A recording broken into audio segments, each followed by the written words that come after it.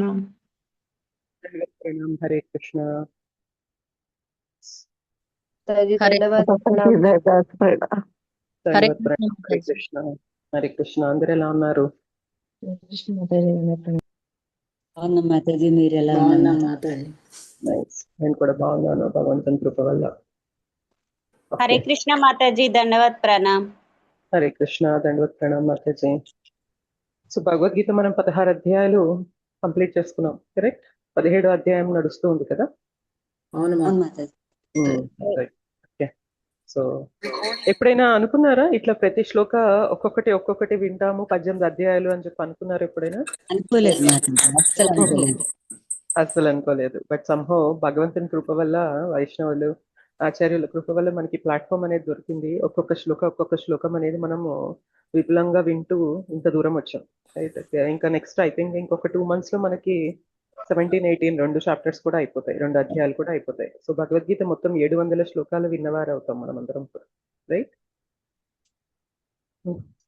So అది చాలా అరుదైన అవకాశం అన్నమాట. అది మనకి దొరికింది, దానికి we should be very grateful, right? 17వ అధ్యాయం అనేది మనం మొదలు పెడతాము. సో మంగళాచరణం చేసి స్టార్ట్ చేద్దాం. 17వ అధ్యాయం మొదలు పెట్టడం అంటే 4 శ్లోకాస్ కంప్లీట్ అయ్యాయి కదా. 5th శ్లోకా నుంచి ఇవాళ చూద్దాం.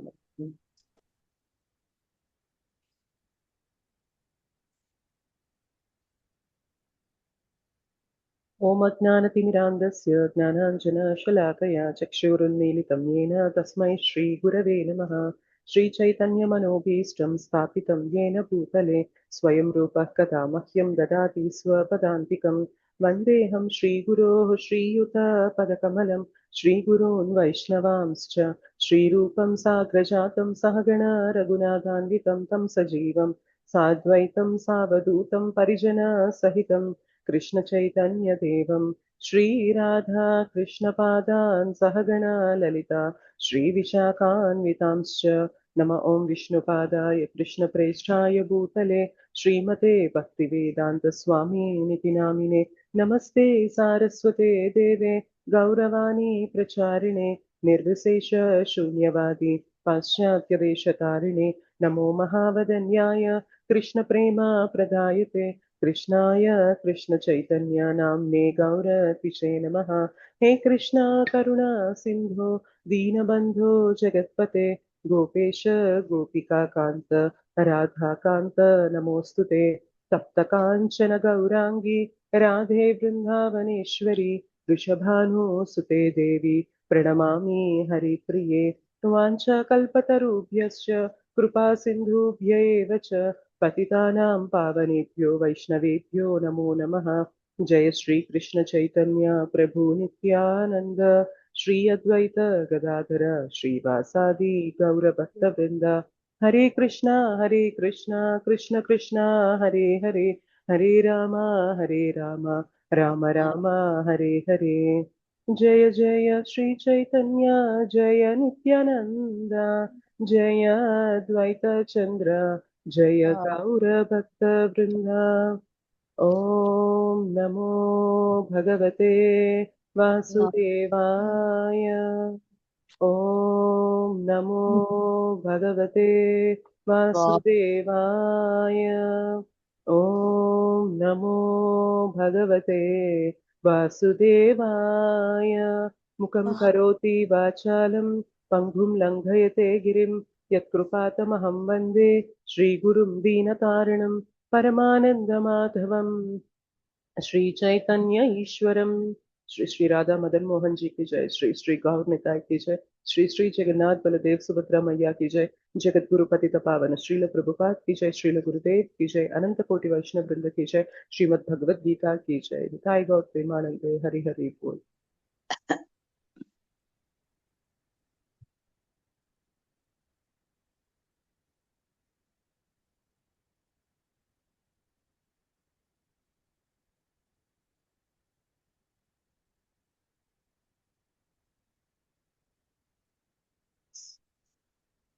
హరే కృష్ణ మాతాజీ, చాన్నాళ్ళైంది. హరే కృష్ణ మాతాజీ. ఎస్ మాతాజీ, లాస్ట్ బుధవారం వచ్చాను, మళ్ళీ ఈ బుధవారం.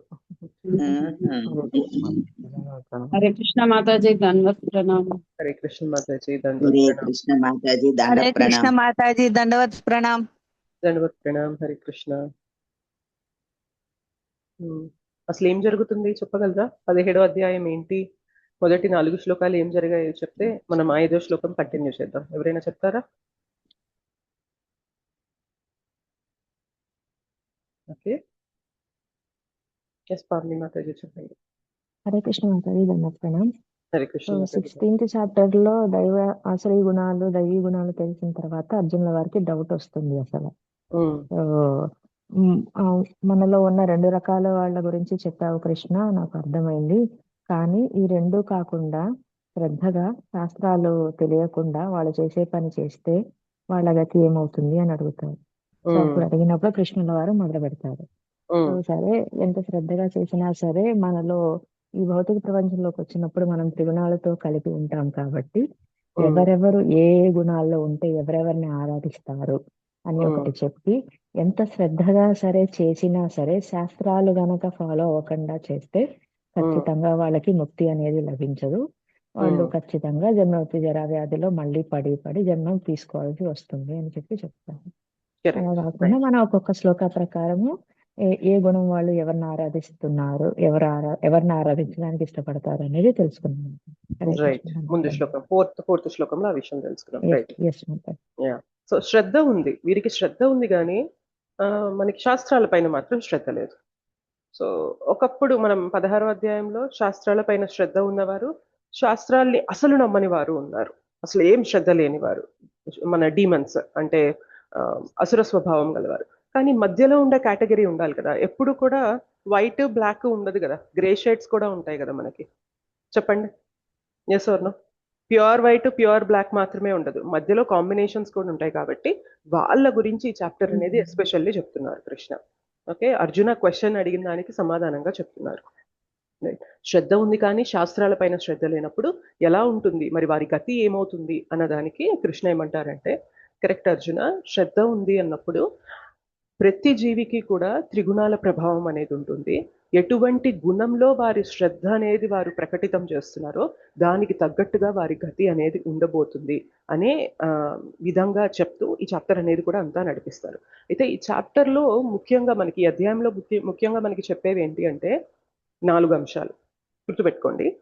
ఫుడ్, ఆహారం త్రిగుణాల్లో ఎలా ఉంటుంది అనేది చెప్తారు. అంటే సత్వగుణంలో ఉన్నవారు ఎటువంటి ఆహారం తీసుకుంటారు, రజోగుణంలో ఉన్నవారు ఎటువంటి ఆహారం తీసుకుంటారు, తమో గుణంలో ఉన్నవారు ఎటువంటి ఆహారాన్ని తీసుకోవడానికి ఇష్టపడతారు, ఇది చెప్తారు. అలానే ఆరాధన, మీరు 4వ శ్లోకం చూసారు కదా, ఆరాధన, సత్వగుణంలో ఉన్నవారు, రజోగుణంలో ఉన్నవారు, తమో గుణంలో ఉన్నవారు ఎటువంటి ఆరాధనలు చేస్తూ ఉంటారు, ఎవరిని ఆరాధిస్తూ ఉంటారు, అది చెప్పారు. అండ్ ఇంకేం చెప్తారు అంటే యజ్ఞ దాన తప. ఓకే, ఆహారము, ఆరాధన, యజ్ఞ, దాన, తప, ఈ 5 అంశాలు కూడా ఒక్కొక్క గుణంలో ఉన్నవారు ఏ విధంగా చేస్తారు అనే అంశం పైననే ఈ చాప్టర్ నడుస్తుంది మనకి. ఓకే, ఏమేంటివి చెప్తారు చెప్పండి ఈ అధ్యాయంలో? 5 అంశాలు త్రిగుణాల్లో చెప్తారు. ఏమేంటి? ఆహారం, యజ్ఞం, దానం, తపస్సు, ఆరాధన. రైట్. సో ఈ 5 కూడా త్రిగుణాల్లో ఉన్నవాళ్ళు, సత్వగుణంలో ఉన్నవారు ఏం చేస్తారు, తమో గుణంలో, రజోగుణంలో ఉన్నవారు ఏం చేస్తారు అనేది చెప్పడమే ఈ అధ్యాయం యొక్క సబ్జెక్ట్ మ్యాటర్ ఉంటుంది. అయితే అసలు ఎందుకు ఇవి చెప్తున్నారు, అర్జునుడు అడిగిన క్వశ్చన్ కి కృష్ణ ఎందుకు ఇవి చెప్తున్నారు అని మనకు కొంచెం అర్థం అవ్వాలి కదా, లింక్ ఉండాలి కదా. ఎందుకు ఇవి చెప్తున్నారు, యజ్ఞదాన తపం గురించే ఎందుకు చెప్తున్నారంటే, నేను 5-6 శ్లోకాల్లో మనం ఆస్టెరిటీస్, తపస్సుల గురించి తెలుసుకుంటాము. బట్ అది చదివే ముందు మీకు ఓవరాల్ పిక్చర్ ఇచ్చేసి అది చదువుదాం అన్నట్లుగా నేను ఇది ఎక్స్ప్లెయిన్ చేస్తున్నాను. ఇప్పుడు ఒక ఆత్మ 3 సర్కిల్స్లో ఎంట్రాప్ అయి ఉంటుంది. ఎంట్రాప్ అవ్వడం అంటే చిక్కుకొని ఉంటుంది అనమాట. చిక్కుకోవడం అంటే బేసిక్గా 3 సర్కిల్స్కి లోబడి ఉంటుంది. ఏంటి అంటే ఆత్మ శరీరాన్ని తీసుకుంది, రైట్? ఈ శరీరం అనేది ఒక సర్కిల్ అనుకుంది. నెక్స్ట్, శరీరం తీసుకున్న తర్వాత మనం ఒక సమాజానికి చెందిన వాళ్ళం అవుతాం, రైట్? అది సెకండ్ సర్కిల్. మనమంటూ ఇక్కడికి వచ్చాక హయ్యర్ పవర్స్ పైన, అంటే విశ్వాన్ని నడిపించే శక్తుల పైన మనం ఆధారపడి ఉన్నాం. ఇది ఒక సర్కిల్. ఏమేంటిది? ఆత్మ శరీరం తీసుకున్న తర్వాత శరీరం అనే ఒక సర్కిల్లో ఉంది, శరీరం తీసుకున్న తర్వాత సమాజం అనే ఒక సర్కిల్లో ఉంది, ఆ తర్వాత ఈ విశ్వం అనే ఒక సర్కిల్లో ఉంది. ఏంటి 3 సర్కిల్స్ చెప్పండి? శరీరం, సమాజం, విశ్వం. కరెక్ట్. అర్థమైంది కదా ఏం చెప్తున్నాను అనేది. ఇప్పుడు మనం ఆత్మగా మనము మన శరీరానికి చేసుకునేది ఏమై ఉంటది తెలుసా? ఏం చేసుకుంటాం? యజ్ఞం చేస్తామా, దానం చేస్తామా, తపస్య చేస్తామా? శరీరంతో తపస్యలు, రైట్? తపస్సు. సో శరీరానికి సంబంధించింది ఏంటి అంటే తపస్య. మరి ఆ తపస్య సత్వగుణంలో ఉందా, రజోగుణంలో ఉందా, తమో గుణంలో ఉందా అనే దాన్ని బట్టి మనం ఎటు వెళ్తున్నాం అనేది చెప్పగలం, రైట్? ఓకే, సో శరీర లెవెల్లో తపస్య. మరి నెక్స్ట్ సర్కిల్కి రండి, సమాజం. సమాజానికి మనం ఏం చేస్తూ ఉంటాం?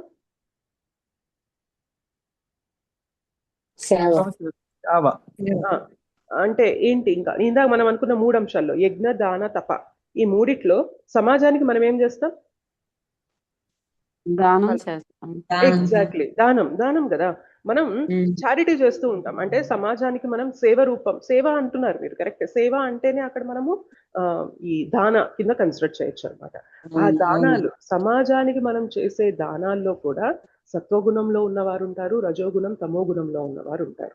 అందుకనే దాన గురించి కూడా చెప్పారు భగవంతుడు. నెక్స్ట్ 3వ సర్కిల్ ఏంటి? విశ్వానికి మనం చెంది ఉంటాం. విశ్వానికి మనం చేసేది ఏంటి చెప్పండి? ఆరాధన. యజ్ఞం. యజ్ఞం అన్నమాట. ఇప్పుడు మనం యజ్ఞాలు చేస్తేనే వర్షాలు అనేవి వస్తాయి అని చెప్పి మనకి ఉంటుంది కదా. సో అది విశ్వానికి సంబంధించిన సర్కిల్లో కూడా మనం ఉన్నాం కాబట్టి యజ్ఞాలు చేయడం అనేది మన బాధ్యత. యజ్ఞాలు చేస్తాం మనం.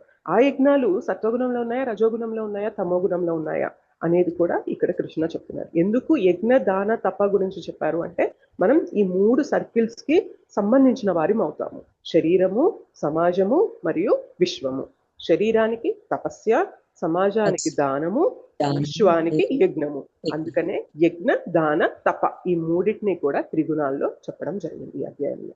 అర్థమైందా? క్లియర్ అయిందా ఎందుకు ఈ మూడింటిని చెప్పారు అనేది? ఈ 3 కాకుండా ఇంకేమైనా ఆత్మకి సంబంధించింది ఇంకేమైనా ఉంటుందా? శరీరం కాదు, సమాజం కాదు, విశ్వం కాదు, ఇంకేదన్నా ఉందా మిగిలిందా? మనం ఇదివరకు ఆత్మ, మనసు, బుద్ధి, అహంకారంతో బంధించబడి ఉంటుంది అనుకుని చెప్పుకున్నాం కదా మాతాజీ. అవును. మరి ఇప్పుడు ఈ 3 చెప్తున్నారు. ఇప్పుడు మనం ఇది ఏదైతే తపస్య చెప్తున్నారో, తపస్యలో మీకు భౌతిక శరీరం వస్తుంది, సూక్ష్మ శరీరం 2 వచ్చేస్తాయి అక్కడ. మీరు అన్నారు అంటే మనకి మనస్సు, బుద్ధి, అహంకారం కూడా ఉంది కదా మాతాజీ అని అన్నారు. ఆ మనస్సు, బుద్ధి, అహంకారం కూడా శరీరం కిందనే వస్తుంది. శరీరంలో 2 ఉంటాయి మనకి. బయటికి కనిపించే స్థూల శరీరము, కనిపించని సూక్ష్మ శరీరం. మనం తపస్యలు చేస్తున్నప్పుడు స్థూల శరీరంని, సూక్ష్మ శరీరాన్ని రెండింటినీ వాడతాం అనమాట అక్కడ. సో మనస్సుతో చేసే తపస్య ఉంటది, శరీరంతో చేసే తపస్య ఉంటది, వాక్కుతో చేసే తపస్య ఉంటది. ఇట్లా అన్ని ఉంటాయి కాబట్టి ఇవన్నీ కూడా తపస్య కిందనే వచ్చేస్తాయి అనమాట. సో మీరు అన్న ఆ సూక్ష్మ శరీరానికి సంబంధించి ఉంటుంది కదా ఆత్మ అనేది కూడా మనకి ఈ తపస్యలోనే ఇంక్లూడ్ అయిపోయింది. సో ఇప్పుడు మనం 5వ శ్లోకం చూద్దాం. ఇంతవరకు క్లియరా? అసలు సందర్భం ఏంటి అనేది అర్థమైందా మీకు ఓవరాల్ గా? అర్థమైంది మాతాజీ.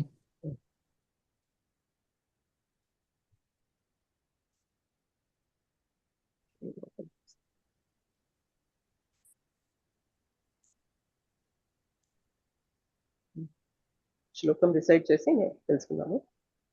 అశాస్త్ర విహితం ఘోరం, అశాస్త్ర విహితం ఘోరం, అశాస్త్ర విహితం ఘోరం, అశాస్త్ర విహితం ఘోరం, తప్యంతే ఏ తపో జనాః, తప్యంతే ఏ తపో జనాః, తప్యంతే ఏ తపో జనాః, తప్యంతే ఏ తపో జనాః, దంభాహంకార సంయుక్తాః, దంభాహంకార సంయుక్తాః, దంభాహంకార సంయుక్తాః, దంభాహంకార సంయుక్తాః, కామరాగబలాన్వితాః, కామరాగబలాన్వితాః, कामरागबलान्विताः रागबलान्विताः कर्षयन्तः शरीरस्थं कर्षयन्तः शरीरस्थं कर्षयन्तः शरीरस्थं भूतग्राममचेतसः भूतग्राममचेतसः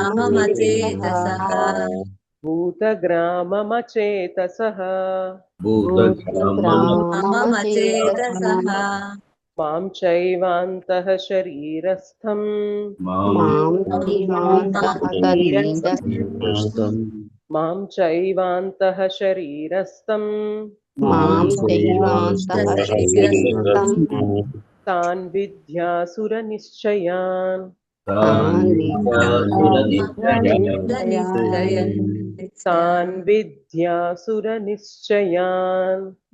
विद्यासुरनिश्चयान् अशास्त्रविहितं घोरं तप्यन्ते ये तपो जनाः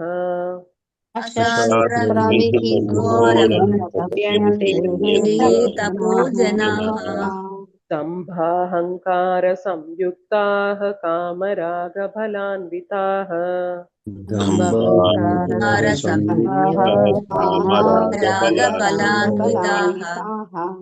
अशास्त्रविहितं घोरं तप्यन्ते ये तपो जनाः दम्भाहङ्कारसंयुक्ताः कामरागफलान्विताः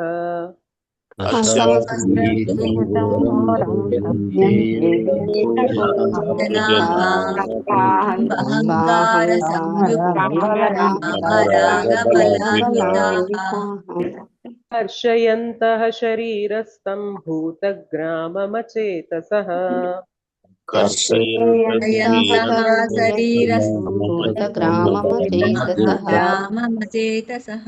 मां चैवान्तः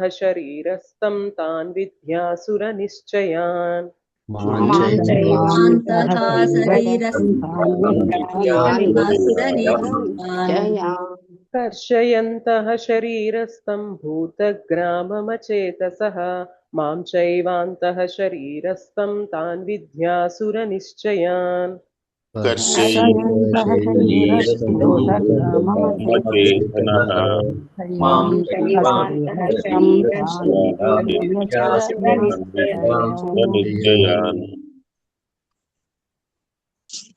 उषा माताजी श्लोकाश्चतुतर हरे कृष्ण माताजी दंडवत प्रणाम। ओम नमो भगवते वासुदेवाय। अशास्त्रविहितं घोरं तप्यन्ते ये तपो जनाः दम्भहङ्कारसंयुक्ताः कामरागबलान्विताः कर्षयन्तः शरीरस्थं भूतग्राममचेतसः मां चैवान्तः शरीरस्थं तान् विद्यासुरनिश्चयान्। हरे कृष्ण माताजी, thank you so much. Thank you माताजी। శ్రీనివాస్ ప్రభుజీ, జైని శ్రీనివాస్ ప్రభుజీ, మీరు కూడా శ్లోకాస్ చదువుతారా? చదువుతాను మాతాజీ. హరే కృష్ణ దండోత్పన్నం అందరికీ. హరే కృష్ణ. అశాస్త్ర విహితం ఘోరం తప్యంతే ఏ తపో జనాః దంభాహంకార సంయుక్త కామరాగబలాన్వితాః కర్షయంత శరీరస్థం భూతగ్రామమచేతనః అచేతసః మాం చైవాంత శరీరస్థం తాన్ విద్యాసుర నిశ్చయాన్. ధన్యవాదాలు మాతాజీ. హరే కృష్ణ దండోత్పన్నం. హరే కృష్ణ. సరోజ మాతాజీ, మీరు కూడా శ్లోకాలు చదవండి. నెక్స్ట్ నుంచి అనువాదం చదువు. హరే కృష్ణ మాతాజీ ధన్యవాద ప్రణామ మాతాజీ. శ్రీల ప్రభుపాదికి జై. అశాస్త్రవిహితం ఘోరం తప్యంతే ఏ తపో జనాః దంభహంకార సంయుక్తాః కామరాగబలాన్వితాః కర్షయంతః శరీరస్థం భూతగ్రామమచేతసః మాం చైవాంతః శరీరస్థం తాన్ విద్యాసురనిశ్చయన్. హరే కృష్ణ మాతాజీ. ఓం నమో వాసుదేవాయ. పద్మ మాతాజీ అనువాదం చదువుతారా? చదువుతాను మాతాజీ, పుస్తకంలో చదువుతాను. చదవండి మాతాజీ. శాస్త్రములందు చెప్పబడని తీవ్ర తపోనిష్టలను గర్వము తోడను అహంకారము తోడను చేయువారిని, కామరాగములతో ప్రేరితులైన వారిని, మూఢులను, పంచభూతాత్మకమైన దేహము, ఆ దేహము లోపలనున్న పరమాత్మనైన నన్ను కూడా బాధించు వారిని రాక్షసులని ఎరుంగవలెను. Thank you Mataji. హరే కృష్ణ హరే మాతాజీ. కృష్ణ. ఉషారాణి మాతాజీ భాష్యం చదువుతారా? చదువుతాను మాతాజీ. మాతాజీ స్క్రీన్ మీద రా. నేను కింద కట్టు చదువు. ఓం నమో భగవతే వాసుదేవాయ. భాష్యం పై శ్రీల ప్రభుపాదికి జయ. శాస్త్రములందు పేర్కొనబడని తపోనిష్ట విధానములను సృష్టించుకొని వారు కొందరుందరు.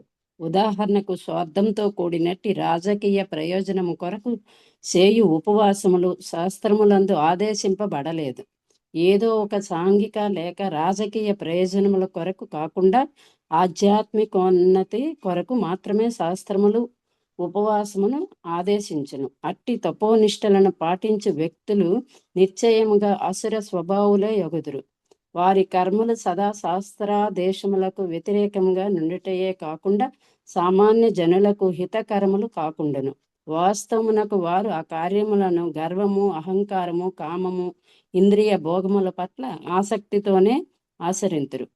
అట్టి కార్యముల వలన దేహ నిర్మాణ సాధనములైన పంచభూతముల సముదాయమే కాకుండా దేహము నందుండెడి పరమాత్మ రూపుడైన దేవాది దేవుడు కూడా కలత నొందింపబడును. అంతేకాకుండా రాజకీయ ప్రయోజనముల కొరకు చేయబడు అట్టి అప్రామాణికములైన తపస్సు లేదా ఉపవాసములు ఇతరులను కూడా తప్పక కలత నొందించును. అట్టి తపస్సులు వైదిక గ్రంథములందు తెలుపబడలేదు. అసుర స్వభావము గలవారు ఈ విధానం ద్వారా తన శత్రువుని గాని ఎదుటి పక్షమును గాని బలవంతముగా తమ కోరికను అంగీకరించినట్లుగా చేయవచ్చునని భావించుచుందురు. కానీ కొన్ని మార్లు అట్టి ఉపవాసం ద్వారా మరణం కూడా సంభవించుచుండును. దేవాది దేవుడు అట్టి కార్యములను ఆమోదించటలేదు. అట్టి కార్యములందు నిమగ్నులైన వారు అసురులని అతడు చెప్పుచున్నాడు. అట్టి ప్రదర్శనలు శాస్త్రాదేశములకు వ్యతిరేకంగా చేయబడుటసే వాస్తవమునకు దేవాది దేవుడు అవమానపరిచినట్లే యొగును. ఈ సందర్భంలో అచేతస అను పదము ప్రధానమైనది. సామాన్య మానసిక స్థితి కలిగిన వారు శాస్త్ర నియమములను విధిగా పాటింపవలను. అట్టి స్థితి అందు లేనివారు శాస్త్రములను తిరస్కరించి దానికి వ్యతిరేకంగా తమ స్వంత తపోనిష్టలను రూపొందించుకొందురు. గత అధ్యాయమున వర్ణించబడినట్లు అశ్రీ స్వభావముల చరమ గమ్యము ఎటువంటిదో మనం ఎల్లప్పుడూ గుర్తించుకోవలను. భగవానుడు వారిని అసుర యోనులు అందే పడద్రోయును. దానికి ఫలితంగా వారు దేవాది దేవుడైన శ్రీకృష్ణ భగవానునితో తమకు గల సంబంధమును ఎరుగక జన్మలలోనూ అసుర గుణములతోనే జీవింతురు. ఒకవేళ వారు కనుక వేద విజ్ఞానం మార్గమును నిర్దేశింపగల ఆధ్యాత్మిక చారునిచే వేద నిర్దేశములను పొందగల అదృష్టవంతులైనచో అట్టి వ్యక్తులు ఈ భౌతిక బంధముల నుండి విముక్తి పొంది చివరికి పరమగమ్యమును చేరగలుగుదురు. హరే కృష్ణ ప్రభు మాతాజీ. ధన్యవాదములు. ధన్యవాదాలు మాతాజీ. అశాస్త్ర విహితం ఘోరం. శాస్త్రాలు చెప్పిన విధంగా కాకుండా, శాస్త్రాలు మనకి ఎలా అయితే బ్రతకమని చెప్పా అలా కాకుండా అశాస్త్రంగా బ్రతికితే అది ఏంటి అంటే అది ఘోరం. అది అదొక అంటే మనం వర్ణించలేనటువంటి రీతిలో వాళ్ళు చేస్తూ ఉంటారు అన్నమాట. అది ఘోరమైన కార్యము. తప్యంతే ఏ తపోజన, ఎవరైతే అటువంటి విధంగా తపస్యలు చేస్తూ ఉంటారో దేని వల్ల చేస్తారంటే దంభాహంకార సంయుక్త, దంభ అహంకారంతో కూడి ఉండి చేస్తూ ఉంటారు. దంభము అంటే ఏంటంటే గర్వము, అహంకారం అంటే అహంకారం, ఫాల్స్ ఈగో అంటాం కదా అది. సో గర్వము అహంకారంతో కూడి శాస్త్రాలు ఏ విధంగా మనకి తపోనిష్టలు చేయమని చెప్పాయో అలా కాకుండా శాస్త్రాలు చెప్పనటువంటి విధంగా ఘోరమైన తపోనిష్టలు చేస్తూ దంభాహంకారంతో ఉన్నవాళ్ళు కామరాగ బలాన్విత. అసలు ఎందుకు చేస్తారంటే వాళ్ళు కామరాగ బలాన్విత, దీనివల్ల కామం వల్ల ప్రేరేపింపబడి అటువంటి తపోనిష్టలు చేస్తూ ఉంటారు. కర్షయంతః శరీరస్థం, శరీరాన్ని విపరీతంగా కష్టపెట్టేస్తారు. కర్షయంతః అంటే కష్టపెట్టడం. కర్షయంతః శరీరస్థం భూతగ్రామమ చేతసః. సో మన శరీరంలో ఉండే పంచధాతువులన్నిటినీ కూడా ఇబ్బంది పెడుతూ ఉంటారు. మాం చైవాంతః శరీరస్థం, శరీరం లోపల ఉన్న మాం అంటే ఇక్కడ భగవంతుడు, భగవంతుడు చెప్తున్నారు కాబట్టి మాం చైవాంతః, నన్ను కూడా కష్టపెడతారు. భగవంతుడు పరమాత్మగా మన శరీరంలో ఉన్నారు, మనతో ఉన్నారు బేసిక్ గా. సో నన్ను కూడా కష్టపెడుతూ ఉంటారు. దానివల్ల ఏమవుతుంది అంటే వాళ్ళు తాన్ విద్యాసుర నిశ్చయాన్, అసుర యోనుల్లోకి, అసుర స్వభావంలోకి ఇంకా ఇంకా దిగజారిపోతారు. అది నిశ్చయాన్, అది ఖచ్చితంగా జరుగుతుంది అని చెప్తున్నారు. సో బేసిక్ గా ఇక్కడ మనకి భాష్యంలో శ్రీల ప్రభుపాదుల వారు కొన్ని ఉదాహరణలు ఇచ్చారు. రాజకీయ ప్రయోజనం కొరకు చేయు ఉపవాసాలు శాస్త్రములంటూ ఆదేశింపబడలేదు. ఇవాళ సమాజంలో మనం ఉపవాసాలు చేస్తూ ఉంటారు చాలా మంది. భక్తిలోకి వచ్చాక భక్తులు ఏకాదశి ఉపవాసం చేస్తారు. ఆచార్యుల తిరోభావ మరియు ఆవిర్భావ దినోత్సవాలకి చేస్తూ ఉంటారు ఉపవాసం అనేది. అండ్ భగవంతుని యొక్క స్పెషల్ డేస్ అన్నమాట. అంటే ఇప్పుడు మనకి గౌర పూర్ణిమ, నరసింహ చతుర్దశి, నిత్యానంద త్రయోదశి, రాధాష్టమి, కృష్ణాష్టమి, ఇట్లా స్పెషల్ పండుగలు వచ్చినప్పుడు కూడా మనం ఉపవాసం చేస్తూ ఉంటాం. ఇదంతా దేనికోసం చేస్తాం చెప్పండి? చెప్పండి. ఉపవాసాలు ఇవన్నీ ఎందుకు చేస్తాం? భగవంతుడి దగ్గరికి చేరడానికి మాతాజీ. మన ఉద్దేశం ఏంటి అంటే భక్తిలో నేను ఇంకా ముందుకు వెళ్ళాలి అనే ఉద్దేశం పెట్టుకొని చేస్తాం Yes, కాబట్టి ఈ ఉపవాసాలు కానీ ఈ తపోనిష్టలు కానీ ఇవన్నీ కూడా ఎప్పుడు మంగళకరమైనవి. రైట్? ఇంకా శ్రీల ప్రభుపాదుల వారు ఏం చెప్తారంటే, మీరు ఒక్కసారి భక్తిలోకి వచ్చాక మీరు నెలకి 2 సార్లు ఏకాదశి ఉపవాసం ఖచ్చితంగా చేస్తారు. దాంతోపాటు ఇలా స్పెషల్ డేస్ ఏమన్నా వచ్చాయి, ఆచార్యుల ఆవిర్భావ తిరోభావ దినోత్సవాలు. ఆవిర్భావం తిరోభావ దినోత్సవం అంటే ఏంటంటే ఆచార్యులు ప్రకటితమైనప్పుడు ఈ భూమండలంలో, మరియు వారు మళ్ళీ వారి యొక్క లీలని ఇక్కడ సమాప్తం చేసుకొని తిరిగి భగవద్ధామానికి వెళ్ళిపోయే రోజు ఏదైతే ఉంటుందో, మనకి జన్మ మృత్యు ఉంటుంది. కానీ గొప్ప భక్తులు, శుద్ధ భక్తులకి, భగవంతుడికి జన్మ మరణం అని చెప్పి చెప్పమన్నమాట. ఆవిర్భావ దినోత్సవం, వారు ఈ భూమిపై అవతరించిన దినోత్సవం, ఈ భూమి నుండి వారు వారి లీలల్ని సమాప్తం చేసుకొని తిరిగి ఆధ్యాత్మిక లోకాలకు వెళ్ళిపోయిన రోజు. సో ఈ రెండింటిని ఆవిర్భావ దినోత్సవం, తిరోభావ దినోత్సవం అంటాం. వారు వచ్చిన రోజు, వారు తిరిగి వెళ్ళిన రోజు అన్నమాట. సో ఈ రెండింటి రోజుల్లో కూడా మనము ఉపవాసాలు చేస్తూ ఉంటాం. సో ఇవన్నీ ఎందుకు అంటే శ్రీల ప్రభుపాదుల వారు ఏమంటారంటే, ఆల్రెడీ మీరు ఏకాదశి చేస్తున్నారు, ఇవన్నీ చేస్తున్నారు, మళ్ళీ మీరు ఎక్స్ట్రాగా ఎటువంటి ఆస్టెరిటీస్ చెయ్యొద్దు. శరీరానికి కావాల్సిన తపస్యలు అనేవి జరిగిపోతున్నాయి భక్తిలో. మీరు ఇంకా ఎక్స్ట్రాగా, మనకి భక్తిలోకి రాకముందు గురువారం వ్రతం చేస్తాము, గురువారం కొంతమంది తీసుకోరు, శనివారం తీసుకోరు, సోమవారం తీసుకోరు, ఇట్లాంటివి మనం చేస్తూ ఉంటామా లేదా చెప్పండి? ఇంకా అవి అవసరం లేదు అని అంటారు అనమాట. మీరు ఆల్రెడీ చేయాల్సినంత ఆస్టెరిటీస్ చేసేస్తున్నారు, తపోనిష్టలు చేస్తున్నారు, తపస్సులు చేస్తున్నారు శరీరంతో, ఇంకా అవి చేయాల్సిన అవసరం లేదు అని మనకు చెప్తారు. అయితే ఇక్కడ మీరు ఏం చేసినా కానీ గోల్ ఏంటి అంటే ఆధ్యాత్మికంగా నేను ఎదగాలి, నేను ఉన్న స్థితి నుండి పైకి రావాలి అనే ఇదితో మనం తపస్సులు చేస్తూ ఉంటాం.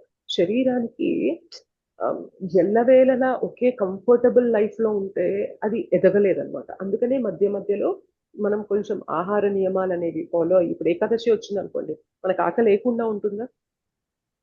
వేస్తుంది. వేస్తున్నా కూడా మనం వాలంటరీగా, అంటే మనకి మనమే నేను తినను, ఆర్ నేను ఏదైతే మితంగా తినాలో అది మాత్రమే తింటాను, నా శరీరం పడిపోకుండా, నేను నీరసించి పడిపోకుండా ఏదైతే తింటే నా శరీరం నిలబడుతుందో అంత మాత్రమే, ఏదైతే ఎలో చేశారో ఏకాదశి రోజు తినొచ్చు అని చెప్పారో దాన్ని మాత్రమే తీసుకుంటాను. తీసుకోవడం వల్ల నా సాధన పైన ఫోకస్ చేస్తాను నేను. అది మన ఫోకస్ అటు ఉండడానికి మనము ఉపవాసాలు, తపస్యలు అనేవి చేయాలి. కానీ అది పక్కన పెట్టేసి రాజకీయ ప్రయోజనాల కోసం ఉపవాసం చేసే వాళ్ళు కూడా ఉన్నారా లేదా? Yes or no? గమనించారా లేదా ఎప్పుడైనా సమాజంలో? నాకు కొన్ని డిమాండ్స్ ఉన్నాయి, నాకు కొన్ని కోరికలు ఉన్నాయి, అవి తీరేదాకా నేను పచ్చి మంచినీళ్ళు కూడా తాగను, నేను ఇంత ఆహారం కూడా తీసుకోను అని చెప్పి కూర్చుంటారు. నిరాహార దీక్షలు చేస్తూ ఉంటారు. అంటే నేను ఆహారం తీసుకోను, కేవలం నీటిపైనే ఉంటాను, మీరు నా డిమాండ్స్ అన్నిటినీ తీరిస్తేనే నేను ఆహారం తీసుకుంటాను, లేదంటే నేను చనిపోయే నా శరీరం అయినా పడిపోతుందేమో కానీ నేను మాత్రం ఇలానే ఉంటాను అనే ఇదిలో ఉంటాం. రాజకీయ ప్రయోజనాల కోసం కాదు తపస్య. భగవంతుడు చెప్తున్నారు ఇక్కడ క్లియర్గా. ఓకే, అంటే మనలో కూడా ఈ క్వాలిటీస్ చిన్న చిన్నగా ఉంటాయి. మీరు ఎప్పుడైనా గమనించినట్లయితే మన మాట ఇంట్లో ఎవరైనా వినలేదనుకోండి, మనం అలిగి వెళ్ళిపోయి తలిపేసేసుకొని నేను తినను, నాకేమొద్దు అని చెప్పి కూర్చుంటాం. ఎస్వర్ను తెస్తామా లేదా ఇలా? చేస్తాం. ఇది కూడా ఇలాంటి కేటగిరీనే, కాకపోతే అంత పెద్ద ఎక్కువ లెవెల్లో లేదు కానీ చిన్న లెవెల్లో ఉంది మనకు కూడా. ఇది కూడా అసుర స్వభావం అని భగవంతుడు చెప్తున్నారు అనమాట. సో తపస్యలు అనేవి ఆధ్యాత్మిక ప్రగతికి ఉపయోగపడేలాగా ఉండాలి తప్ప మన అహంకారాన్ని పెంచేలాగా, మన గర్వాన్ని పెంచేలాగా తపస్యలు చేస్తున్నామంటే అది అసుర గుణంలో ఉంటే తపస్య. దానివల్ల ఏమవుతుందంటే ఇంకా ఇంకా అసుర గుణాలు పెరిగిపోయి అసుర యోనిలోకి దిగజారిపోతాం తప్ప దానివల్ల ఎలాంటి ప్రయోజనం ఉండదు. అసుర యోనుల్లో పడిపోవడం అంటే ఇప్పుడు భగవంతునికి నార్మల్ వ్యక్తికి కొంత డిస్టెన్స్ ఉందనుకోండి, అసుర యోనిలో పడిపోవడం అంటే ఇంకా డిస్టెన్స్ ని పెంచుకోవడం. Yes or no? అంటే భగవంతుడికి ఇంకా దూరం అయిపోతున్నాం కదా. ఆయన ఎలా బ్రతకమన్నారో అలా బ్రతకకుండా దానికి విరుద్ధంగా బ్రతుకుతున్నాం కాబట్టి ఇంకా వెనక్కి వెళ్ళిపోవడం అనమాట. మన ప్రయాణం అట్లా ఉండకూడదు కదా, భగవంతుడికి దగ్గర అవుతూ ఉండాలి. సో మనం చేసే తపోనిష్టలు అనేవి ఎప్పుడు కూడా ఆధ్యాత్మిక ప్రగతి కోసం ఫోకస్ అయి ఉండాలి. అండ్ ఆస్టెరిటీస్ కూడా ఎప్పుడు గుర్తుపెట్టుకోవాలి. ఆస్టెరిటీ యాజ్ పర్ కెపాసిటీ అంటారు. అంటే మన తపోనిష్టలు అనేవి మన యొక్క శక్తి. ఇప్పుడు ప్రతి ఒక్క శరీరానికి ఒకే రకమైన శక్తి ఉంటుందా చెప్పండి? మీకు ఎలా అయితే స్టామినా ఉందో నాకు అంతే స్టామినా ఉంటుందా? ఉండదు. ఒక్కొక్కరికి ఒక్కొక్క విధంగా ఉంటుంది వారి శరీరం. కొందరు ఏకాదశి వస్తే మంచినీరు కూడా తాగకుండా నిర్జలు చేసేయగలరు, చాలా అల్లా ఓకగా చేసేయగలరు, వాళ్ళకి పెద్ద కష్టం అనిపించదు, చాలా ఈజీగా ఉంటారు, హ్యాపీగా భగవన్నామ స్మరణ చేసుకుంటూ ఉంటారు, చేసేస్తూ ఉంటారు. కానీ ఇంకొక వ్యక్తి అదే సిచ్యువేషన్ లో ఉండమంటే కలుదిరిగి పడిపోతాడు. రైట్? అవునా కదా చెప్పండి? అవును మాతాజీ. సో బేసిక్ గా బాడీ టైప్స్ కూడా ఉంటాయన్నమాట. మనకి ఆయుర్వేదంలో కఫ, వాత, పిత్త అని శరీరాలు ఉంటాయి కదా. కొన్ని రకాల శరీరాలు చాలా తొందరగా తపస్యలు చేయగలుగుతాయి. కొన్ని రకాల శరీరం ఏమైతుంది అంటే అంత తొందరగా ఎక్కువ తపస్యని చేయలేము అనమాట. అందుకని మనం ఏం చేయాలంటే మనం ఏ స్థాయిలో చేయగలమో అంత స్థాయిలో తపస్య చేయండి. ఏకాదశి వ్రతం చేస్తే ఆధ్యాత్మికంగా ప్రగతికి మనకి మంచిది, భగవంతుడికి చాలా ప్రియమైన రోజు ఏకాదశి అని తెలుసుకుంటాం. మరి నేను నిర్జలే చేయాలి అని కూర్చుంటే అందరూ ఉండలేరు. ఓకే, ఏకాదశి వ్రతం చేయాలి, నేను నిర్జల్ చేసే స్థితిలో నేను లేను. నిర్జల్ చేస్తే అసలుకే మోసం వచ్చేస్తుంది, నేను నామజపం కూడా చేయలేను, భగవంతుని స్మరణ కూడా చేయలేను అనుకున్నప్పుడు మనం ఏం చేయాలి? నిర్జల్ చేయలేను భగవంతుడా, నేను ఇప్పుడు నాకు ఆ శరీరం సహకరించడం లేదు, నేను నీరు తీసుకోను, లేదా ఏకాదశి రోజు ఏదైతే ఆహారం తీసుకోమన్నారో ఫ్రూట్స్, నట్స్, పాలు ఇట్లాంటివి తీసుకొని నేను చేస్తాను, నేను ఇవి తీసుకోకపోతే నా శరీరం సహకరించదు, దయచేసి నన్ను ఈ విధంగా నేను వ్రతం చేసేలాగా నాకు ఆ కృపనివ్వండి అని కోరుకుంటే భగవంతుడు ఏమి తిరస్కరించరు. నువ్వు ఇలా చేస్తేనే నేను తీసుకుంటాను అని అంటారా భగవంతుడు? అన్నారు. ఎగ్జాక్ట్లీ. సో మనం ఏ లెవెల్లో ఉన్నామో మనం అంచనా వేసుకొని దానికి తగ్గ తపస్సులు అనేవి చేయాలి. అలా అని ఇప్పుడు నేను అసలు ఏకాదశి వ్రతమే చేయను మాతాజీ, నాకు కుదరదు అని అంటే దట్ ఈస్ నాట్ రైట్. తపస్య అనేది అవసరం శరీరానికి. ఓకే, నువ్వు నిర్జల్ చేయలేనంత స్థితిలో చేయలేకపోతున్నావా, దట్స్ ఫైన్, ఓకే.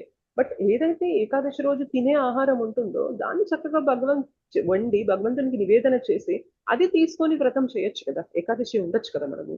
బట్ నేను అస్సలే చేయను అని అంటే మాత్రం that is not so good. అంటే సరే, ఇంకా ఆరోగ్యం అనేది కంప్లీట్ గా సహకరించడం లేదంటే అది ఇంకా వేరే విషయము. బట్ అంతా బాగానే ఉన్నప్పుడు మాత్రం కొంచెం తపస్య చేయడానికి మనం ఎప్పుడు కూడా వెనుకాడకూడదు. మన స్థితికి తగ్గట్టుగా తపస్సు చేయడానికి వెనుకాడకూడదు.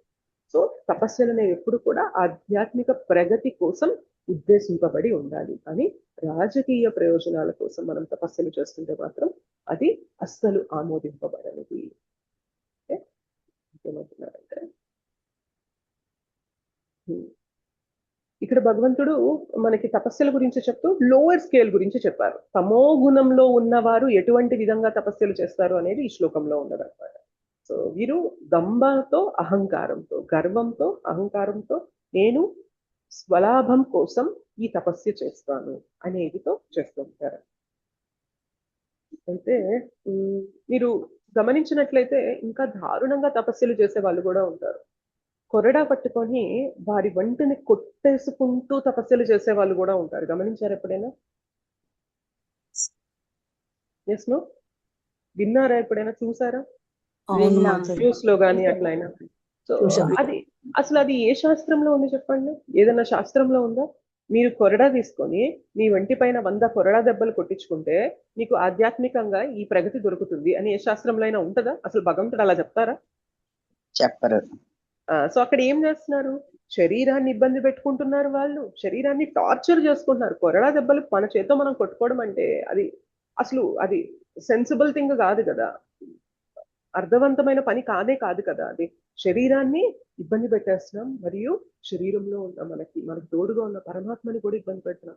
పరమాత్మ బాధపడుతుంటారు, ఎందుకురా ఇట్లాంటి పనులు చేస్తున్నాను, దీనివల్ల నువ్వు ఏం ప్రయోజనం పొందుతావు అని చెప్పి పరమాత్మనే అంటారనమాట. అయితే ఇంకొంతమంది అయితే తల తీసుకెళ్లి నేలలో పెట్టేస్తారు. చూసారు ఎప్పుడైనా? మొత్తం ఇంతవరకు తలని శీర్షాసనం లాగా వేస్తారు, అంటే రివర్స్, తల కిందకి కాళ్ళు పైకి వెళ్తాయి, తలంతా కింద భూమిలోకి వెళ్ళిపోతుంది, కేవలం శరీరం మాత్రమే పైకి ఇలా నిలబడి ఉంటుంది. ఇలా కూడా తపస్సులు చేసే వాళ్ళు ఉంటారు, చూసారా?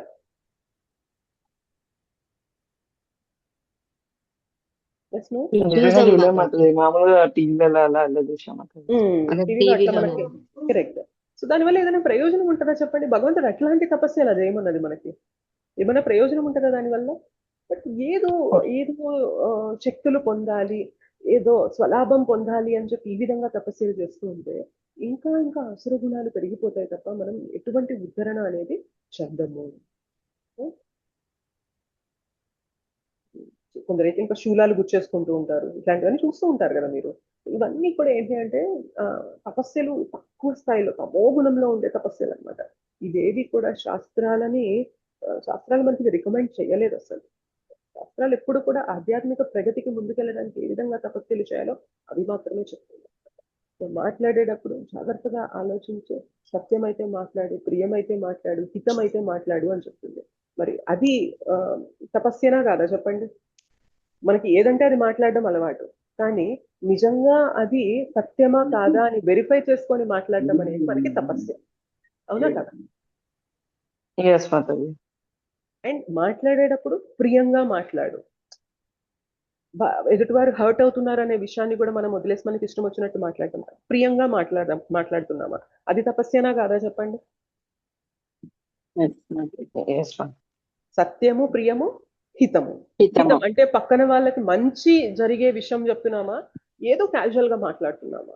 హితకరం అయితేనే మాట్లాడాలి. సో సత్యం, ప్రియం, హితంతో మన వాక్కు ఉండడం అనేది మనకి తపస్సేనా కాదా? చాలా జాగ్రత్తగా ఆలోచిస్తూ అవునా కాదా అని మనం ప్రతి క్షణం అంచనా వేసుకుంటూ, ఇది నిజంగా అవసరమా, ఇది నిజంగా సత్యమా, ఎవరో ఏదో చెప్పారని నేను చెప్తున్నానా, నిజంగా ఇది సత్యం అని చెప్పి నేను తెలుసుకున్నానా అనేది ఆలోచించి మనం మాట్లాడుతున్నామా? అది ఒక తపస్సు. నేను మాట్లాడేటప్పుడు నాకు నచ్చినట్టుగా మాట్లాడుతున్నానా, ఎదుటివాడి మనసు బాధ పెట్టకుండా ప్రియంగా మాట్లాడుతున్నానా, అది కూడా తపస్య. అండ్ ఇది మాట్లాడుతున్నా, సత్యం మాట్లాడుతున్నా, ప్రియం మాట్లాడుతున్నా, కానీ ఎదుటి వ్యక్తికి అసలు ఇది హితమా, మంచి చేకూరుస్తుందా, చెడు చేకూరు? ఇప్పుడు ఒక వ్యక్తి ఏవో అపరాధం చేశారు, అది నిజంగా చేశారు, సత్యమే, అండ్ అపరాధం చేశారనే విషయం నేను ప్రియంగానే చెప్తున్నా, కానీ ఈయనకు అది హితకరమా కాదా, అది కూడా చూసుకోవాలి మనం మాట్లాడేటప్పుడు, రైట్? సో సత్యం, ప్రియం, హితంగా మాట్లాడడం అనేది కూడా మనకి చాలా పెద్ద తపస్య అన్నమాట. అటువంటి తపస్యలు మనకి చేస్తే ఆధ్యాత్మికంగా ఎదుగుతాం, రైట్?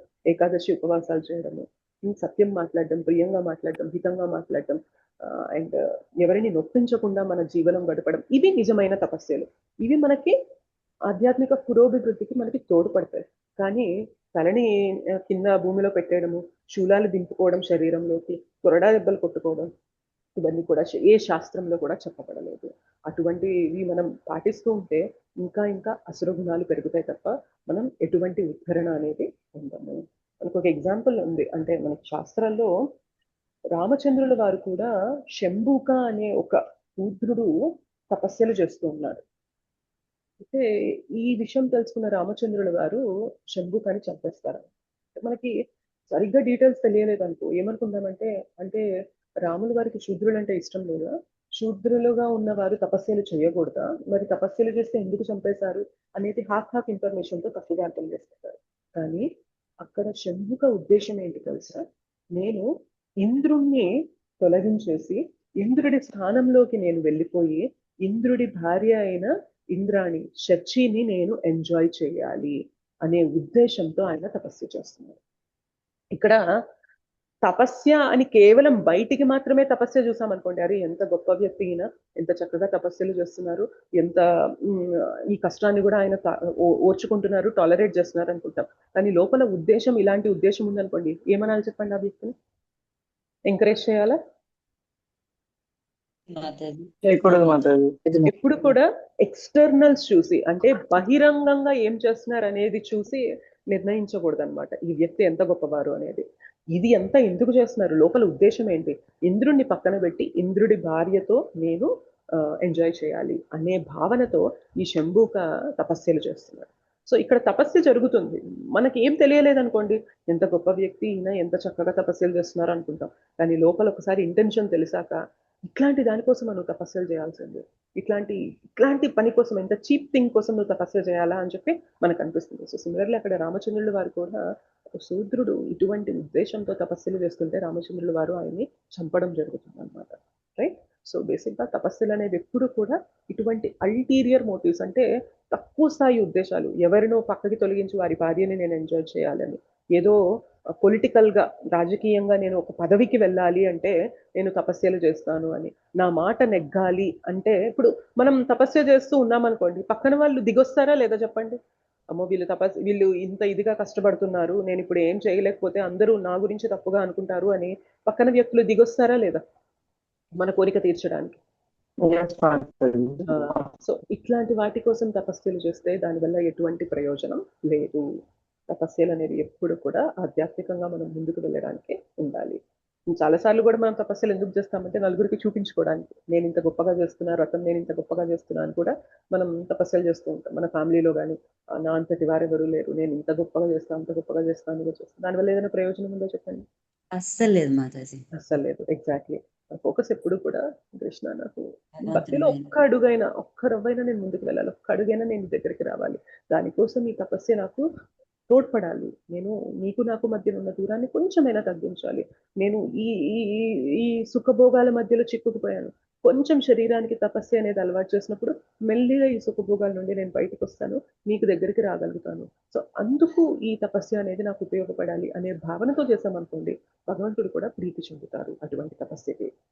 రైట్? సో ఏకాదశి కూడా ఎప్పుడు కూడా మనం పోటీ పడకూడదు. ఇప్పుడు ఒక వ్యక్తి నిర్జలు చేస్తున్నారు, నేను ఒకసారి ఒక చిన్న షార్ట్ వీడియో చూశాను, ఈశ్వర్ గౌరాంగ ప్రభుది ఒక షార్ట్ వీడియో చూశాను అనమాట. ప్రభుజీ అండ్ వాళ్ళ వైఫ్ మాతాజీ ఇద్దరు కలిసి ఈ వీడియో చేశారు. ఆ వీడియోలో ఎలా ఉంది అంటే, ఆ రోజు ఇద్దరు ఏకాదశి వ్రతం పాటిస్తూ ఉంటారు. అయితే ప్రభుజీ ఏంటి అంటే, నేను చెప్పులు వేసుకోను ఆ రోజు. జనరల్గా వేరే దేశంలో ఉన్నవారు వాళ్ళు ఇంట్లో చెప్పులు, పాదరక్షలు వేసుకునే తిరుగుతూ ఉంటారనమాట. సో ఆయన ఏమంటారంటే, నేను ఈరోజు చెప్పులు వేసుకొని, ఇవాళ ఏకాదశి కదా అని అంటారనమాట. ఆయన నేలపైనే పడుకుంటూ ఉంటారనమాట. ఇవాళ నేను నేలపైన పడుకుంటాను, ఏకాదశి కదా అని అంటారనమాట. అండ్ ఆహార విషయానికి వచ్చేసరికి, నేను ఇవాళ తినను, ఇవాళ ఏకాదశి కదా అని అంటారు. బట్ ఎప్పుడైతే, అంటే ఆయన ఫోకస్ అంతా కూడా ఎక్స్టర్నల్స్ పైన మాత్రమే ఉన్నాయన్నమాట. చెప్పులు వేసుకోను, నేలపైన పడుకుంటాను, నేను ఇవాళ తినను అంటున్నారు. కానీ టైం దొరికినప్పుడల్లా వాళ్ళ ఫ్రెండ్కి ఫోన్ చేసి, ఒకప్పుడు మనం అలా ఎంజాయ్ చేసాం కదా, మనం ఇలా ఎంజాయ్ చేసాం కదా అని మాట్లాడుతున్నారు. అంటే స్మరణ భగవంతుని పైన లేదు, బట్ దృష్టి అంతా కూడా ఎక్స్టర్నల్స్, అంటే నేను ఇది చేయను, అది చేయను, అది చేయను, ఇది చేయను అనే దానిపైనే ఉంది, కానీ స్మరణ భగవంతుని పైన లేదు. బట్ ఇక్కడ మాతాజీ ఏం చెప్తారంటే, ఆవిడ నార్మల్గానే ఉంటారు, అంటే నేను నేలపైన పడుకుంటాను అట్లాంటి నియమాలు ఏం పెట్టుకోలేదు. బట్ స్టిల్ మాతాజీ ఏంటి అంటే, స్మరణ ఎప్పుడు కూడా భగవంతుని దగ్గర ఉండాలి. ఆమె ఇంట్లో అంతా సేవ చేసుకొని భగవంతుని స్మరణ చేసుకున్న తర్వాత మాతాజీకి ఆకలేసినప్పుడు కొన్ని ఫ్రూట్స్ తింటూ ఉంటుంది అనమాట. అప్పుడు ప్రభుజీ వచ్చి చెప్తారు, ఆ మాత్రం కూడా ఉండలేవా నువ్వు, ఎనీవే నువ్వు నియమాలే ఫాలో అవ్వలేని స్థితిలో ఉన్నావు, నువ్వు ఇంకా ఈ ఫ్రూట్స్ తినడం అనేది పెద్ద గొప్ప విషయం ఏం కాదులే, అది కామన్ గా జరిగేదేలే అని చెప్తారనమాట. సో బేసిక్ గా బయటికి చూస్తుంటే ఓ ఈయన చాలా పాటిస్తున్నారే అని అనిపిస్తుంది, బట్ ఇక్కడ చూస్తుంటే ఈమెమంత ఫాలో అవ్వడం లేదే అని అనిపిస్తూ ఉంటుంది. కానీ నిజంగా ఎవరు భగవంతునితో కనెక్ట్ అయ్యారు అనేది భగవంతునికి మాత్రమే తెలుస్తుంది. రైట్? సో మన ఫోకస్ ఎప్పుడు కూడా ఆస్టెరిటీస్ చేస్తున్నప్పుడు నేను ఎంత గొప్పగా చేస్తున్నాను అని సమాజానికి చూపించాలి అనే కోణంలో ఉండకూడదు. ఈ ఆస్టెరిటీస్ అనేవి భగవంతునికి ప్రియంగా ఉన్నాయా లేదా, ఈ ఆస్టెరిటీస్ చేస్తుంది నా సాధన మెరుగుపరచడానికి ఉందా లేదా అనే ఫోకస్ ఉండాలన్నమాట ఇప్పుడు కూడా. ఓకేనా? అర్థమైందా? అయింది మాతాజీ.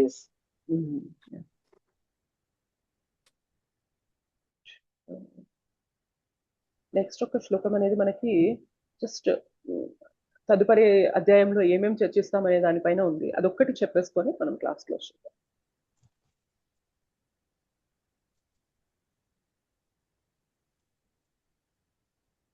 ఆహారస్త్వపి సర్వస్య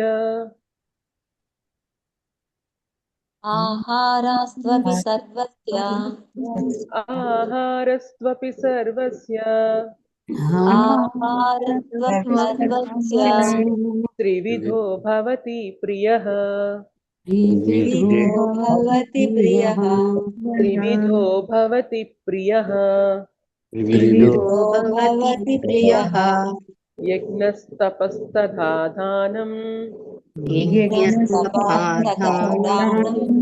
యజ్ఞః తపస్తథా దానం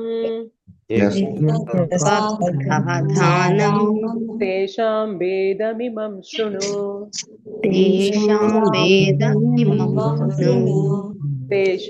వేదమిమం శృణు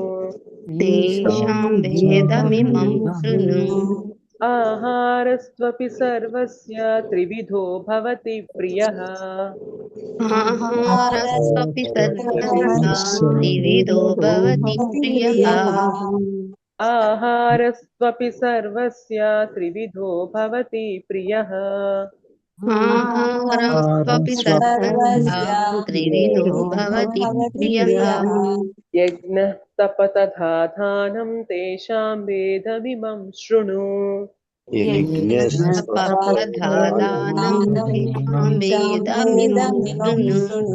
ఆహారస్త్వపి సర్వస్య త్రివిధో భవతి ప్రియః యజ్ఞస్తపస్తథా దానం తేషాం వేదమిమం శృణు ఆహారస్త్వపి సర్వస్య త్రివిధో భవతి ప్రియః యజ్ఞస్తపస్తథా దానం తేషాం వేదమిమం శృణు. దయచేసి మ్యూట్ లో ఉండండి, అందరూ డిస్టర్బెన్స్ వస్తుంది.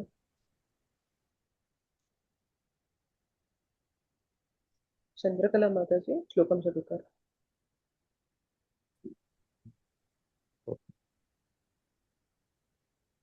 చంద్రకళ మాతాజీ. పరమేశ ప్రభుజీ శ్లోకం చదువుతారు. హరే కృష్ణ మాతాజీ.